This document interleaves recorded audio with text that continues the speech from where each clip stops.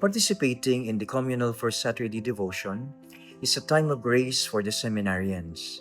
It is a way in deeply shaping who they are and who they will become as priests or future leaders in their communities. Spending dedicated time making reparation for sins teaches them how to truly sacrifice for others. It moves their formation from just head knowledge to a deep felt desire for the salvation of souls. They do not just sit in a pew, they learn how to organize their parish to have a conducive environment in experiencing God, not only through vocal prayers, but also to the silent reflections aided by the scriptural passages. Praying together and praying for others reminds them that priesthood is always about service, not status. It keeps them connected to the real, everyday struggles of the faithful they will one day lead. The habit of monthly confession and intentional communion keeps them grounded. It builds the strong spiritual discipline they need to survive the intense pressures of seminary life. Hopefully, the CFS will form them to become a holy priest, serving God in honor of the Immaculate Heart of our Blessed Mother. Ako po ay natutuwa sapagkat sa parokya ni St. Martin of Tours dito sa bayan ng Bukawi, ang debosyon sa mahal na Birhen ng Fatima tuwing unang Sabado ay amin pong nagagampanan sa pamamagitan po ng pampamayanang debosyon tuwing unang Sabado. Ang aklat na ito ay tunay na nakakatulong sa maraming mga tao. Ang mga nilalamang salita ng Diyos ang nagiging gabay upang ang bawat isa ay maging saksi ng salita ng Panginoon. Tunay ang pangako ng mahal na Inang Maria na kapag tayo ay mayroong malalim na debosyon sa Panginoon at pagmamahal sa Kanya, tayo ay magkakaroon ng maayos, magandang buhay at ganoon din naman tayo ay makapapasok sa pintuan ng kaligtasan. Ang napakagandang halimbawa ng mahal na Inang Maria ang nagpapalalim ng aming pananampalataya, ng kabanalan at ng pag-asa. Kaya sa aming pong pamayanang ito, kami nagpapasalamat at kahit utay-utay, nabubuo namin ang debosyong ito at kami naniniwala na ito'y patuloy pang lalaganap sa mga darating na panahon at akayin ang marami na tumungo sa mahal na Inang Maria na mag-aakay naman sa atin kay Kristo.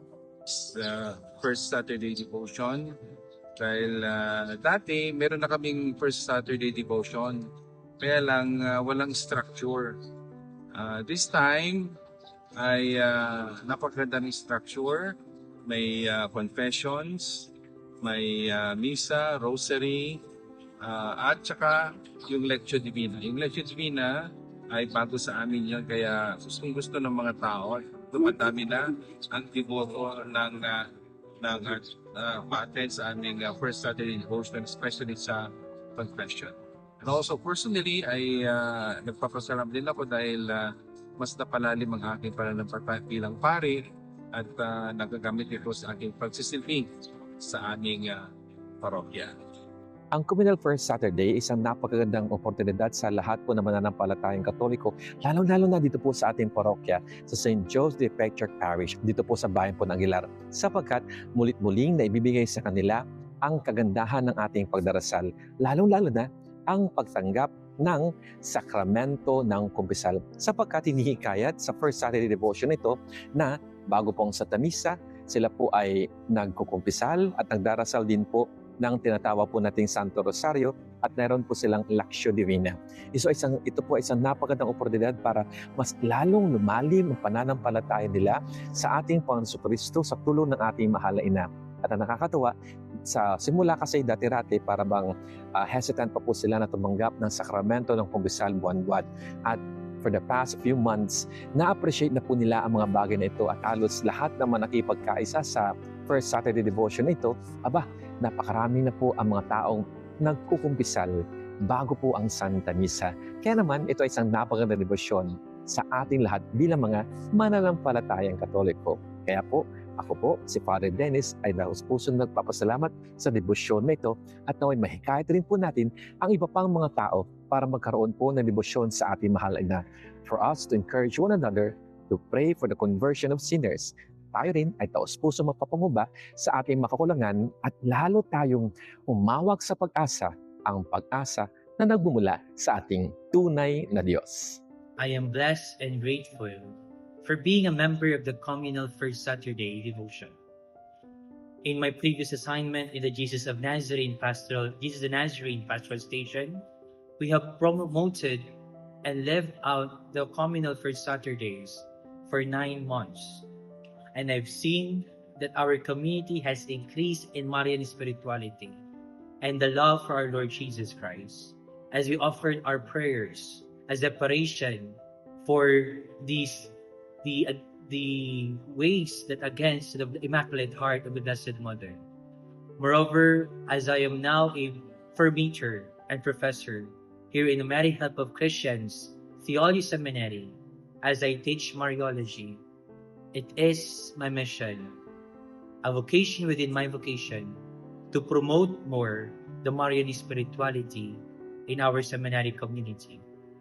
In our class, we shall be studying the communal First Saturdays and the request of the Blessed Virgin Mary for the sanctification of the world, for the peace of the world, and to offer our prayers as reparation for the whole world. May the Blessed Virgin Mary, Our Lady of Fatima, continue to intercede us as we continue our mission in promoting this devotion for the greater glory of God and for the sanctification of people. Last Saturday, June 20, habang nag-i-scroll ako ng aking cellphone, ito ang aking nakita. Confession before, confession after. Confession cleans the soul. If you make excuses for your sins will not excuse you. Pangalawa, pwede tayong pumili ng ating kasalanan, pero hindi tayo pwedeng pumili ng parusa. To fulfill Our Lady's request on the first Saturday, isa pong sinabi ng mahal na Birhen is to go to confession, the sacrament of penance and reconciliation, with the intention of making reparation to the Immaculate Heart of Mary. Noong bago po mag-Saturday before Palm Sunday, nagkaroon po kami ng bisita po. Na-surprise ko po na dumating po sila Doktora Angie po at sabi nila kung pwede po nabigyan ko sila ng konting oras para i-promote yung communal First Saturday devotion. So, for almost 30 minutes, nagbigay po si Doktora Angie ng explanation and invitation sa mga nandito po noon about the communal First Saturday devotion. At ako rin po ay nagulan kasi nagbigay rin po siya ng isang imahe, napakagandang imahe ng Our Lady of Fatima na ngayon ay kasalukuyan ay nasa bahay po ng isa naming parokyano. Kinabukasan, nagulat ako kasi nagsimba na naman po sila sa akin 12:30 PM Mass at sabi ko talaga pong message nito na dito sa aming simbahan ay mapatibay magsimula ang debosyon sa communal First Saturday. At ito po yung mga libro na niregalo din po sa amin. Alam niyo po, yung kauna-unahang First Saturday devotion namin noong buwan ng May, medyo marami po ang nagsimba. So ginawa po namin na nag-confession and then nag-rosary sila, nag-misa kami, and then may meditation. After po ng month of May, second po namin is month of June, ganun din po. And then na-introduce din po namin yung pagbisita ng mahal na Birheng Our Lady of Fatima sa mga bawat bahay. At alam niyo po, nag-uunahan sila. Natutuwa po ako na ang mga parokyano po dito, they are very willing to welcome the image of Our Lady of Fatima in their houses. At nung tinatanong ko po sila, kamusta ang devotion nyo sa Communal First Saturday? Sabi na yun, Father, ganun pala po yun na kailangan meron tayo reparation of sin, kailangan merong confession, merong Holy Mass. And then we were invited to join the weekly lecture on Our Lady of Fatima. At alam niyo po, parang ako estudyante na nakikinig at may kasama ko rin po yung iba kong parokyano na kasali doon po sa Zoom na yun. Natututo po kami ng mga bagay na yung mga natutunan po nun sa theology, bumabalik ulit at mas lalo pang napapalalim. For me as a priest, I consider this Communal First Saturday Devotion as a gift from the Lord, as a message from the Lord to be more closer to the Blessed Virgin Mary and bring the people to be closer through this Communal First Saturday Devotion. So, masasabi ko po na kahit na po nakakasimula pa lang po ng aming simbahan sa Communal First Saturday Devotion, they're filled with the Holy Spirit and they learn something, and that is yung gusto ng ating mahal na ina, pagdadasal ng rosaryo, pag-attend ng banal na misa.